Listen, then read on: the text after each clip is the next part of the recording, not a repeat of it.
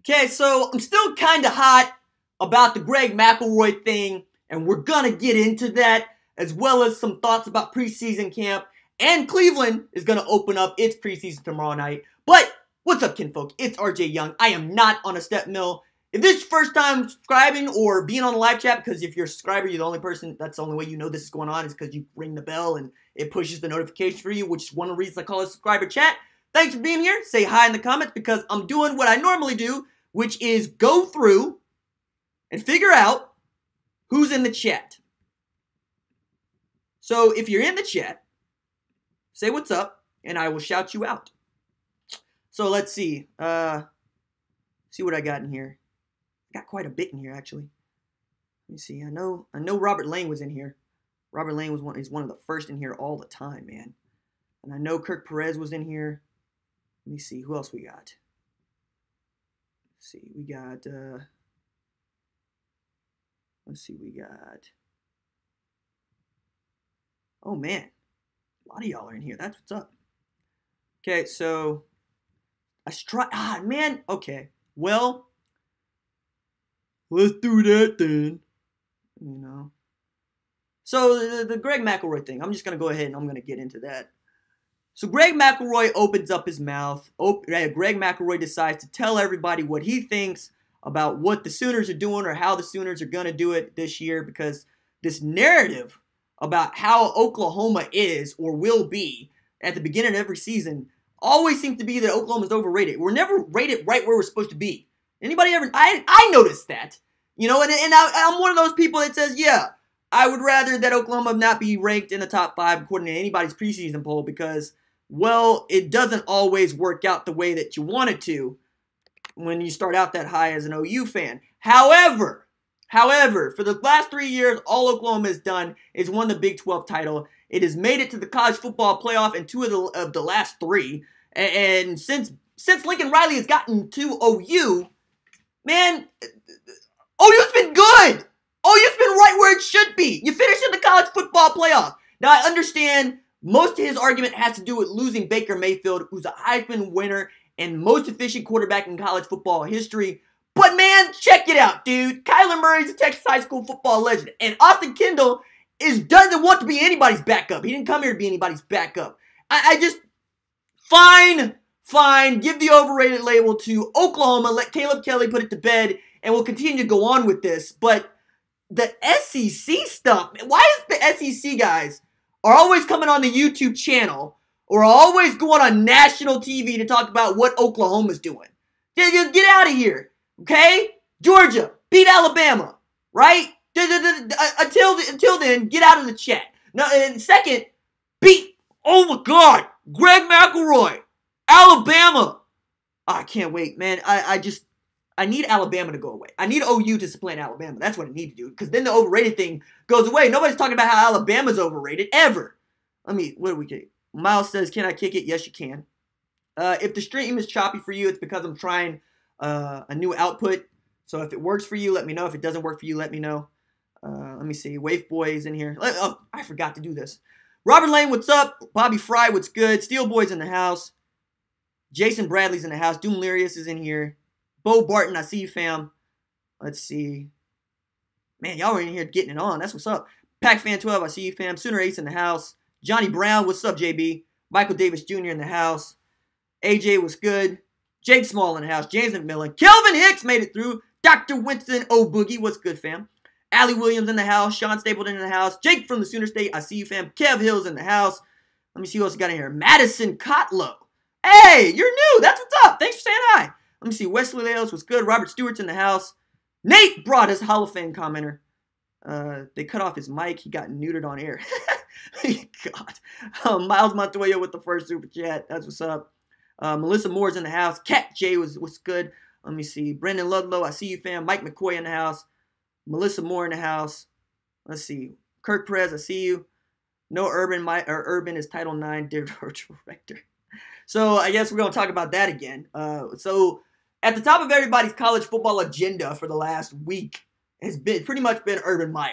Not the scandal, right? Not the scandal around domestic violence or Zach Smith or his ex-wife coming forward being very courageous and very brave in her statement. Not Brett McMurphy's reporting on the subject after Urban Meyer got up there in Chicago at Big Ten to show his rear end about what he says he didn't know, then lied about having known what he knew, and then tried to punt to his president and athletic director about, it's above my pay grade. You're the head coach, man. And you've had this guy on your staff since Florida. You've been at ESPN since Florida, man. That's a long time to have one dude keep coming back on your staff. But Urban Meyer is at the top of everybody's list about what's going on in college football because it just demonstrates the kind of sway that Urban Meyer has, not just at Ohio State, but how much people don't like him outside of Ohio State. That's the thing that's really kind of just been mind-boggling to me, is how many people come out of the woodwork to talk about how slick and slimy Urban Meyer is. I mean, okay, if that's where you want to take it, sure. I know from a recruiting standpoint, and as a guy who covers recruiting, this is going to have shockwaves no matter what happens, whether he gets suspended and keeps his job, whether he loses his job outright, whether nothing happens to him. Because at this point, it feels like Ohio State is just making a decision about whether or not Urban Meyer is going to coach for them or coach for somebody else. Because I think we all understand that Urban Meyer is going to coach somewhere. And is Ohio State want to be the program that he coaches? Which is a really, really bad way of looking at this. And I think that's why I'm kind of upset about the whole thing. In particular, the Buckeye fans who went and marched in front of the stadium in support of Urban Meyer. Okay, I mean, that's not indicative of all Ohio State fans, but it's a bad look. It's a really bad look, Fire the guy. Go get you some fresh blood. Go get Matt Campbell from Iowa State. We all love Matt Campbell. I love Matt Campbell. And he beat OU last year. That's how much I like Matt Campbell. Or, do what everybody expects you to do, which is fire Urban Meyer, and then go save Tom Herman from himself in Austin. Because, he'd go running to coach in Columbus. But I guess that's what we're doing now. We're talking about Urban Meyer instead of what the season is going to look like come September. But speaking of what the season is going to look like come September, I think one of the cool things to come out of all of this is what's going on at Oklahoma in regard to the defense. Now, you know how I feel about Mike Stoops. But I also have a love affair with all the guys that play defense on this 2018 squad. Number one at K9, middle linebacker Kenneth Murray Jr. I've loved K9 since he moved to middle linebacker, right? And I have defended K9 on this channel for over a year. And it's his time now. The true sophomore is leading, and this dude wants it all. Matter of fact, he was asked what he was going to do on his day off, which was today, and he said work. I love that. This is a man who wants to bring Oklahoma back. Caleb Kelly is in the same boat, saying, I want to be a top defense again. That's what we were. I've never been a top defense since we've been here. That's why I came to Oklahoma. 5-star linebacker, killing it how it is. You also have guys like Neville Gallimore, who can make the leap. Big Canada, runs a 4.7, weighs 330 pounds. Get out of here, man. You've got new blood at safety. All those guys are inexperienced, with the exception of Khalil Houghton. All those guys are talented. Every last one of them. Jordan Parker wants the move. Justin Broyles wants the move. Robert Barnes, my goodness, this dude's going to have a Ryan Jones problem in a little bit because he's enormous, right? You got Trey Brown. You got Trey Norwood. You got Parnell Motley, all vying for starting jobs at corner. To say nothing of Miguel Edwards and, yes, Buki at the nickel. I'm excited about this team. So, Mike, 425. 425, get there with the brain trust that Bob Diaco, Kerry Cooks. Y'all work it out. Y'all get it together. If you want to run the four-man front with the jack linebacker, fine. I'm going to talk myself into it. I'm talking myself into Addison Gums coming off the edge to destroy everything that every other team holds good, holy, and true. I am talking myself into Kenneth Mann having 8 sacks or more, right? I'm talking myself into Amani Bledsoe being a difference maker on that defensive line. I'm talking myself into Deshaun White coming out of the woodwork. Nick Benito coming out of the woodwork. When they run a Sam linebacker, Ryan Jones is going to come up there and take some heads off. I'm excited about the talent. I just want it deployed correctly. That's what I want, man. Come on. We can do that this year. And if the defense is good, there's no stopping for OU. There's never any stopping OU, but the defense is good. We run roughshod, not just over the Big 12 like normal, but like you do all the time, right? You go to the college football playoff, there's no more giving up 50 to Georgia. You just run roughshod over people. That's what you do. You shut people down and you run up the score. I like that. That's the kind of offense and defense I want at Oklahoma.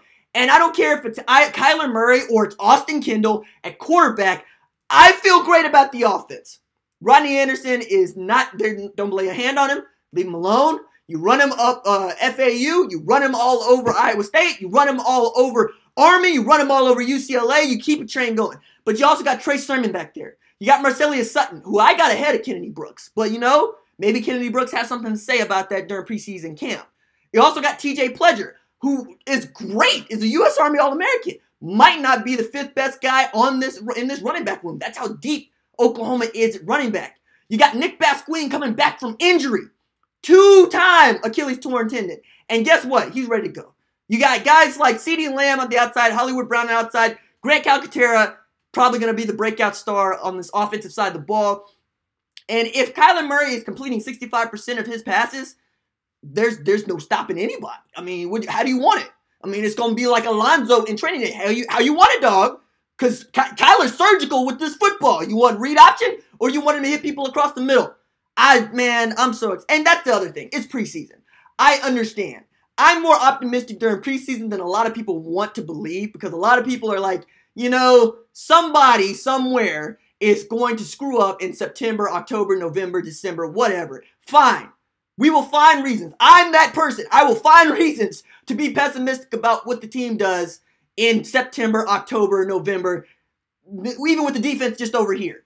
But it's preseason. It's August. This is the time to be optimistic about everything related to your team. I don't care if your team is Austin Peay or Oklahoma. I don't care if your team is Alabama or Appalachian State. You should be finding reasons to be excited about what your football team can do and who they're going to do it to.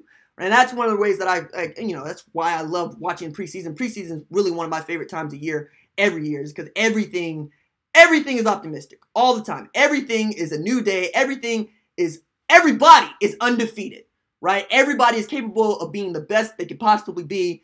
And, you know, with the exception of Starlin Baldwin blowing out his ACL for a second time, there really hasn't been any bad news from this preseason camp. And I'm hoping that's the way it stays, right? Because you always worry about who's going to get injured doing what at camp, right? Because you don't want guys taking needless injuries. You don't want guys getting hit in the head when they don't have to get hit in the head. And you want to get them as much work as they need and not a whole lot more. So everything that I've heard so far, man, it's all been good. It's all been great. It's all been everybody is learning what they're supposed to do. Some guys are ahead of schedule. Some guys are catching up in a hurry. I like it. I mean, if you don't like it, I can't help you. Now I'm going to take something from the chat because I feel like I've just been railing for like 10 minutes here. Let me see. What else we got in here? Let me see. Oh, my goodness. Miles Montoya with the donation. Will you please tell me about Joe Castiglione's kid playing running back? Well, he plays fullback, number one. What happened to that guy? Wasn't he assistant coach? I don't know, dude. I really don't know. I don't keep up with Joe C's son. I keep up with Bob's son because Bob's son is out there making plays. Drake is out there doing what Drake does. Just doing that slot receiver thing with one-handed grabs. And I think if Joe C's kid was doing that, I'd be talking more about him. That's how I feel about that, Miles. I'm sorry about that. Let me see. Lumley13, who is your surprise commit for the 2019 class? I mean, I've had a few surprise commits for the 2019 class. Theo Reese was a surprise commit. He recommitted. RJ Henderson. How about those two dudes, right? I mean, look, there are 17 guys. Excuse me. Stacey Wilkins committed last week. There are 17 guys in this 2019 class. Everybody else, you just kind of get to wait and see. Because as the season gets started, you'll find out more about who's doing what and where. But there are a lot of official visits that are going to take place from some guys that weren't necessarily on everybody's radar in April. As a matter of fact, you go check out the VIP board at OU Insider. Brandon Drum has a really good note on a specific safety out of Odessa Permian. The one Mojo Panthers. I thought that was pretty cool. What else we got in here? Nate Broaddus says, every safety outside of Delarrin Turner-Yell was a top 20 guy coming out of high school. There's some big-time talent there. This is a very good point. And leave it up to Lincoln Riley. Delarrin Turner-Yell has an opportunity to play this year. So, I mean, everybody's talented. JSL made it through. I see you, fam. Steven Gunter, I see you, fam. With top players, Mike will look good, as all DCs do. Look, he's had top players. Okay, let's not get ahead of ourselves on that front. Okay, maybe running a different scheme will help him out. Let's see, what else we got in here? Drake's dude's catch on a scale of 1 to 10, probably 8. Drake has hands. He doesn't have wheels. He's got hands. If he's open, he's coming down with the rock. That's how it was for Drake in high school, and that seems to be how it's going in preseason camp. What I want to know is, what does Mike do when Drake Stoops mosses one of his defensive backs? Does he immediately go to chew out the defensive back? Or does he give the attaboy to his nephew and then go chew out the defensive back? That's going to be an awkward family dinner when Drake Stoops is just mossing your DBs as the defensive coordinator. I don't know. And what does Bob do? Does Bob just give Drake attaboys? Because he recruited a lot of these guys. It wasn't that far long ago that he was the head coach. That's an interesting family dinner. I just want to mic everybody up for Sunday supper. See how that goes. Let's see. What else we got in here? KT says, what are your thoughts on FAU? That their losses came to teams that were bad, that they won 11 games, and Devin Singletary's good. I don't care who's playing quarterback. That guy's going to be pretty good, whether it's Doogie Howser, as Kelly likes to call him. I call him Riff Raff, Chris Robinson, or DeAndre Johnson. They're going to be okay at quarterback. It doesn't matter. At running back, they better give that guy the ball 30 times a game. But, they won 11 games, but the teams they lost to weren't very good. So, we'll see, right? The best part of FAU is Lane Kiffin. Because I feel like if anybody else was coaching that team, we really wouldn't care. It's just a plain and simple truth. Matter of fact, Lane Kiffin might be in line for a job at Ohio State and keep his head on a swivel. Let me see. Will the Sooners make the playoffs this year? Yeah. Why wouldn't they? I'm not in the business of saying in August that Oklahoma's not going to make the playoffs. Call me if OU has 4 losses, 3 losses, whatever. Then we can revisit this conversation. But in August, who cares? Yes. Why would I say no? Honestly, why would I say no? Why would you say no? Why would you want to believe that OU's not going to make the college football playoff if you're an OU fan? That doesn't follow to me. Let me see. Mike has good players, not top players. Mike is an okay DC. Steven, you are new here. If you're questioning how I feel about the defense coordinator at Oklahoma, you are new here, and I encourage you to go look at about 200 videos. Let's see. What else we got in here? Garrett Reed, think Drake will redshirt and play just the 4 games this year? I think that's a possibility. Not because Drake isn't good, but because Oklahoma's really deep at slot. Michael Jones, Miles Tees, Jaquaylin Crawford, Nick Basquine, and Drake Stoops. And I know I'm missing other folks, right? So, yeah, I could see him playing the 4 games in redshirting, especially as a preferred walk-on. Let's see. Sparks are filling up quickly in recruiting. Yeah, and man, I think A&M can take 27 this year, and they're up to 25. 25 is the usual limit for everybody else.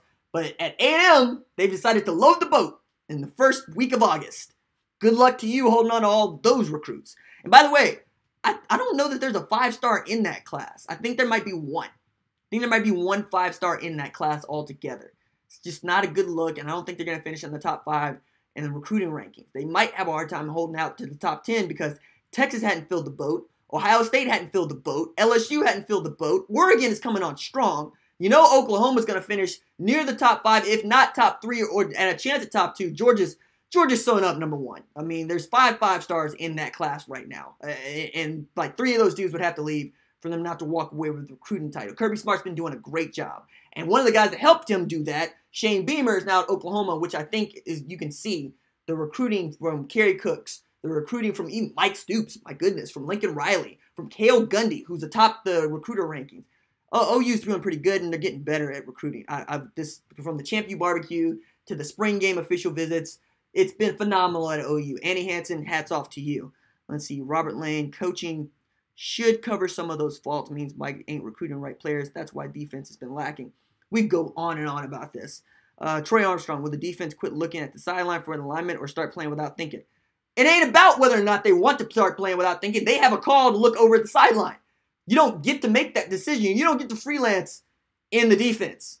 I don't know any defensive coordinator that you play for that allows you to just stop thinking and play football. I would be a proponent of that because I think the kids are athletic geniuses out there and they know how to play football. But they have calls to look over the sideline when they see something going on. So I don't think that's going away. I think that's the way they call defense at Oklahoma. That's the way they call defense at a lot of places. I don't agree with it, but then again, it ain't my defense, is it?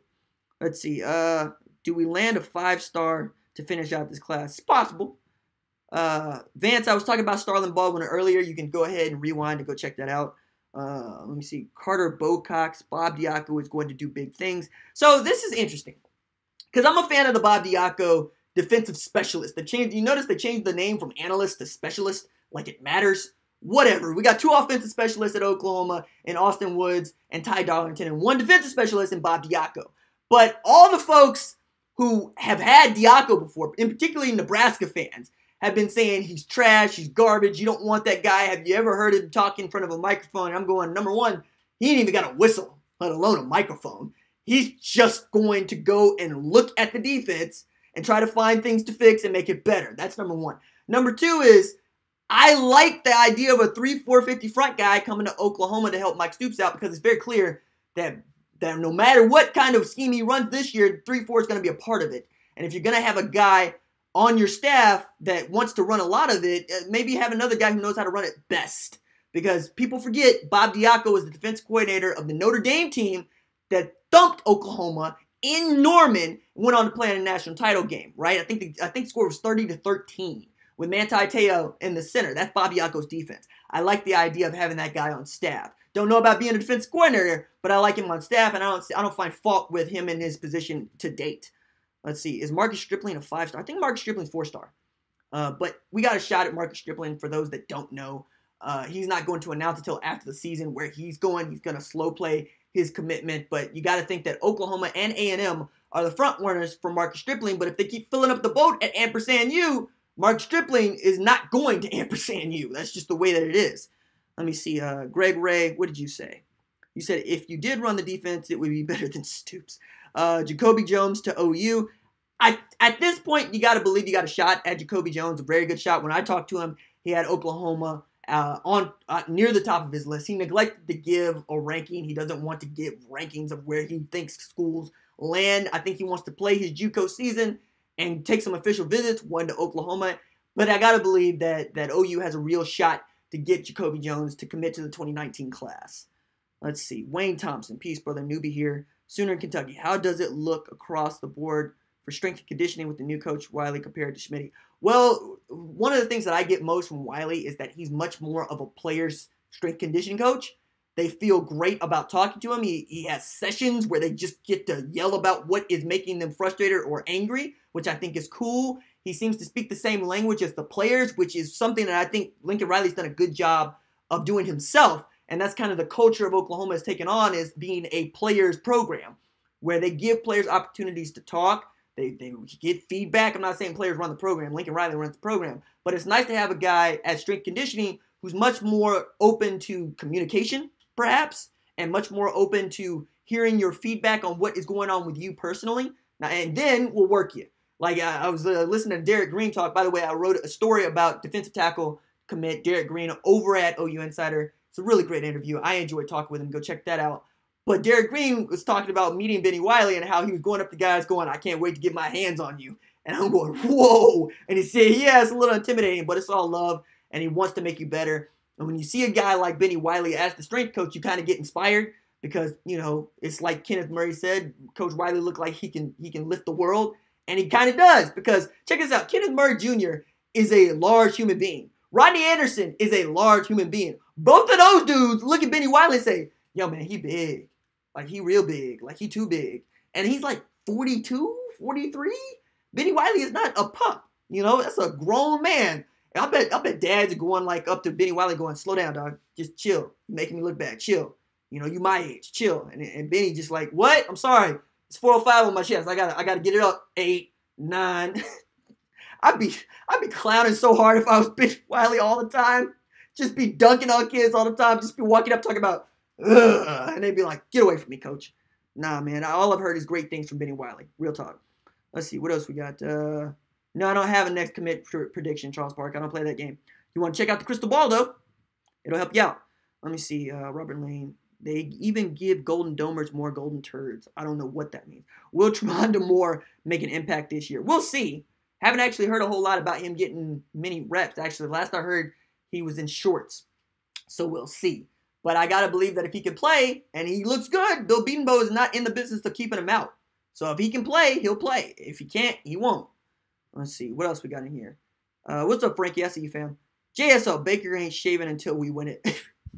So Baker Mayfield needs his own Twitter account for his beard, because that beard makes him kind of look like the Hungry Jack dude on the microwave dinners.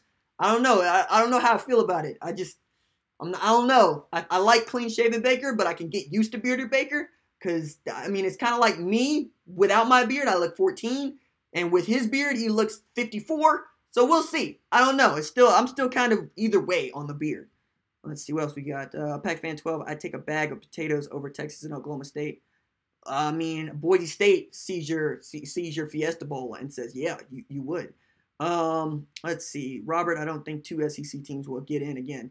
I wouldn't. You talk about the college football playoff. I could totally see 2 SEC teams getting into the college football playoff again because the bias in the selection committee is so overwrought and large. There's already this mythic nature of the Southeastern Conference around college football where a lot of folks don't even want to go into it because, well, we might get beat, and then UCF stomps a mud hole and Auburn walks it dry. You know, Georgia has to take us into double OT to win. Then they get beat by a dude who's got one letter fewer than tuna. I mean, come on, dude. You got beat with a backup quarterback in the game that mattered. I'm not gonna excuse Georgia for that. You know, if we had half a defense show up in that Georgia game, we'd go in, we'd have whooped Alabama, and we'd have got our national championship. So no, the 2 SEC teams will get in again because that's what they do. Will they be good? Probably not. Probably not. Might be like Alabama where they can't even win their division, let alone the conference.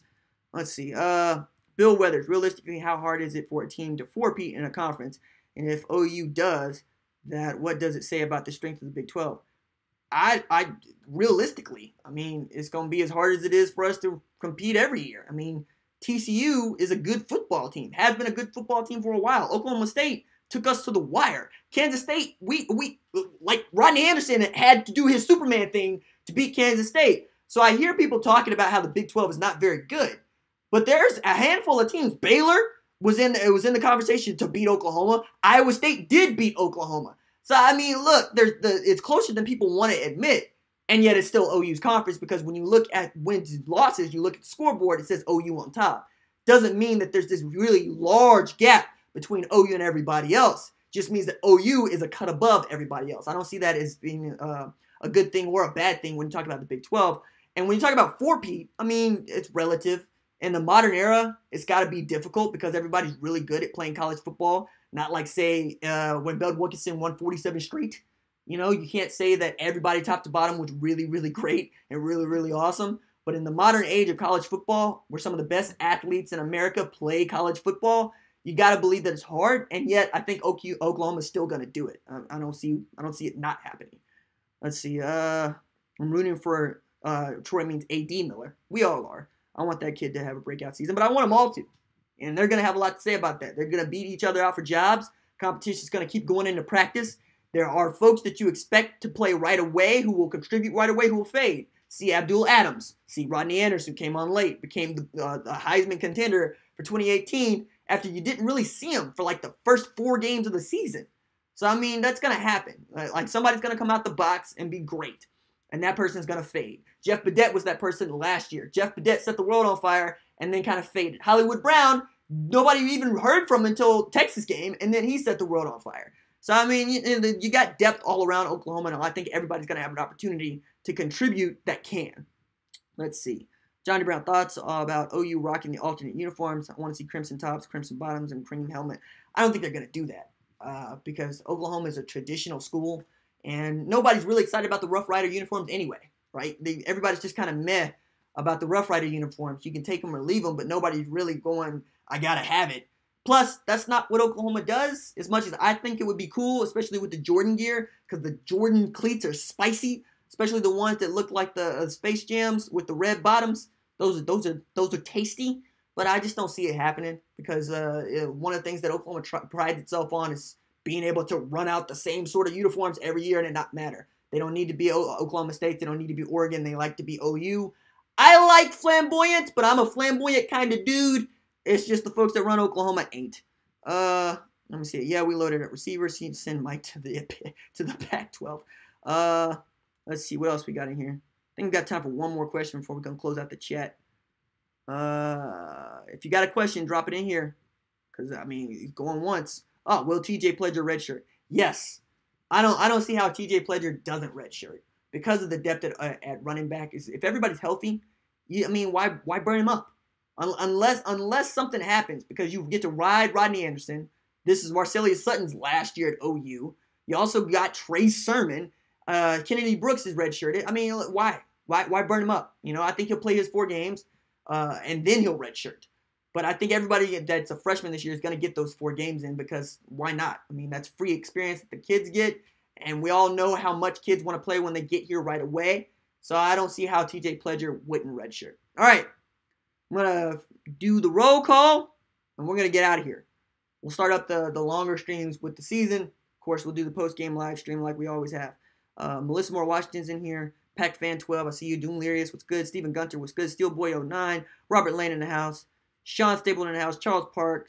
Troy Armstrong, Jasper Mills. JSL, what's good? Terry! No, she's in here. No, Laurel was in here. I just didn't see her. J-Watt, what's good? Doom Larius, what's good? I think my mom was in here. Bill Weathers, what's good? Let's see who else. Houston Mitchell in the house. JB, Johnny Brown, I see you. J-Bones, what's good? Let's see. OU Kingpin. I'm not worried about our offense because I trust Lincoln and our players, but our D makes me clench. Yeah, okay. That's fair. Trey Hamilton was good. Crankstar in the house. Michael Davis Jr. I see you. Jake Spall in here. Robert Lane, Deuces fam. Doc Winston Boogie, one of my favorites. I appreciate you, fam. Jackson, I see you. Brendan Lovelow in the house. Chris Sullivan in the house. Mike McCoy, I see you. Kev Hill, what's good? Cat Tiger in the house. Let's see. What else we got in here? Brandon Rader. What's good, fam? Let me see. Allie Williams, I see you. Anybody else? Going once. Warthog made it through. Pez, lots of Pez. Yeah, we're going to get the Pez dispensers out, I'm sure. Let me see. All right, that's it for me. If you like videos, remember to like and subscribe, because I upload video every single day. It's always OU related, college football related, sports related. We have a good time. I will see you tomorrow. Deuces.